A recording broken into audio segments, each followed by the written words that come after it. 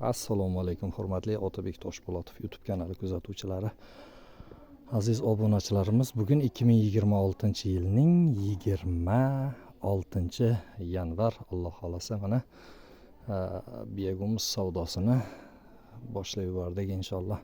Bugun ana shu Navoiy viloyatining Karmana tumanida joylashgan parniklarning biriga kelib, bu 1 gektarlik ekan.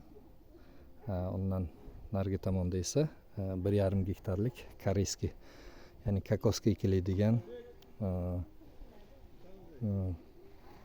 parnik bor ekan. Xudo xolasa ana shu parniklarga biz biyagumuz olib kelganmiz. Bu yerda mana opalarimiz, qizlar ana shunday agat olishib, chuqurchalarni kovlab chiqishibdi. Bu pomidor ekishga tayyorgarligi? Nasib bo'lsa inshaalloh pomidor ekishga tayyorgarlik ekan. Lekin hammasidan qiziq tarafi chuqurchalar juda ham kichkina va shunga yarasha juda ham kam miqdorda, ya'ni 1 piyola miqdorida biyagumuz tashlanmoqchi ekan. Xudo xolasa mana biyagumuzlarimizni olib kelib, mana qizlarimiz, opalarimiz joylashtirishdi.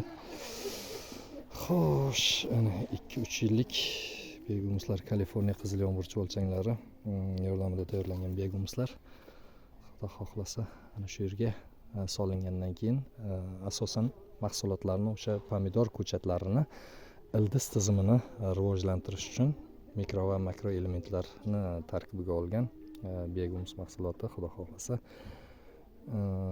oluvchini ham, ya'ni bizni ham sotuvchini ham Allohim kasb kamolotiga barakatini nasib aylasin-da, bir-birimizni ko'rganda yuzimiz yorug' bo'lib, akamiz ham shu olgan aytaylik biyagumuzlardan, dehqonchiliklardan baraka topsin.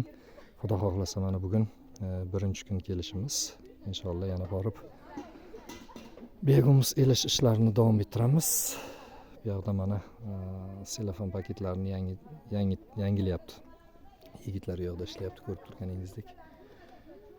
Xo'sh, kimgaki biyagumuz mahsulotlari kerak bo'ladigan bo'lsa, Navoiy viloyati bo'ylab yetkazib berishga harakat qilamiz inshaalloh. Narxiga keladigan bo'lsak, tonna oluvchilar uchun 1,5 million so'm, ya'ni kiloga 1,5 ming so'm atrofida to'g'ri kelyapti.